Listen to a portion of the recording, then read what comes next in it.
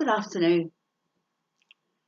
It's the 12th of November 2020 and this channel is called Book for Today. We're living in strange times and a few authors, including the ones that wrote Human Crossing, 9 Stories of Refugees, and I'll tell you about that another time, decided with other authors to get together and write about this extraordinary time in history. And we compiled a book called Hearts on the Rise, Connections Through Corona. And I'd just like to read you one of the stories from this book. The 75th anniversary of victory in Europe. VE Day celebrations were not quite what they would have been had we not been living under government restrictions to keep us healthy and to prevent COVID-19 from spreading. Seems a little ironic that VE Day is about celebrating being free when we are denied the freedom to celebrate being free. Reminds me of scenes from the films like Keystone Cops. Where we live meant no street party. But did we let these restrictions stop us from celebrating? No. Most of us followed the rules though.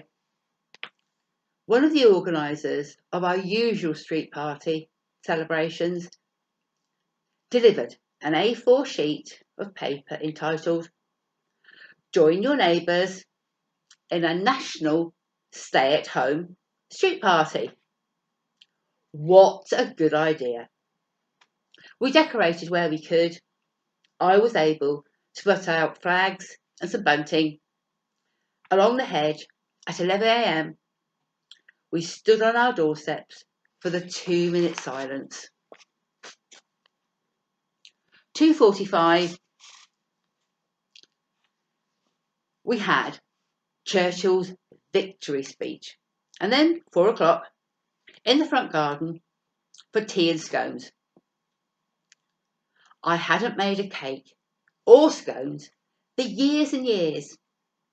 My recipe book is so old that the temperatures are in Fahrenheit, not Celsius. Never mind, I can still read and Google will tell me the comparable temperatures. Getting the dial in the right temperature was just a little bit tricky, but the scones and cake turned out well. We covered our chairs in red, white and blue and sat on the path in front of our garden for tea. Our next door neighbour of 2 years came and joined us, along with our newest neighbour from a few doors away. He had recently moved from London with his dog Pumpkin. It was just relaxing, talking to neighbours we rarely saw because of work commitments. As we shared stories about ones that had taken part in World War II, I became very nostalgic, thinking about my parents and other people that I knew who experienced World War II in one form or another.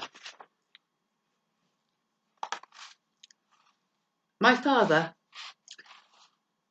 joined the Royal Corps of Signals as a dispatch rider, and my mother was trained to be a nurse, and my dad happened to be in hospital with peritonitis. They met at the fair when Mum had gone with one of her nursing colleagues, and Dad was there with another soldier from the hospital. Dad told us he had seen these 2 females walking together and told his mate, "I'll have the one on the right and you can have the one on the left." And that's how their courtship began. Dad embroidered a drawing of his cat badge, which he gave to my mother when they became engaged. They married in 1945 in the village church where my father lived. Dad didn't speak of his experiences during the war. He was to have been part of the D-Day landing, but the ship that he was on sprang a leak, so it had to go back to port. When he did talk, it was probably because we were watching a film about some wartime incident. Because most of the time, and films were American made and mostly featured Yanks, probably brought to mind his experience with one of the American officers.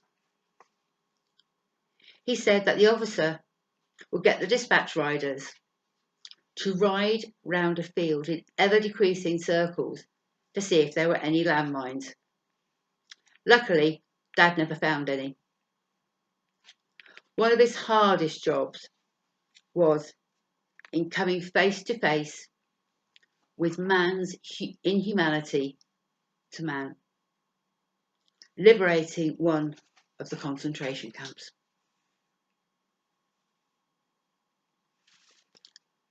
Our evening ended with a sing-along.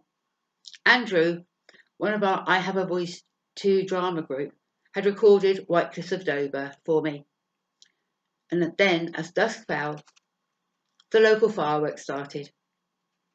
The colours today are spectacular and go so much farther than when I was young.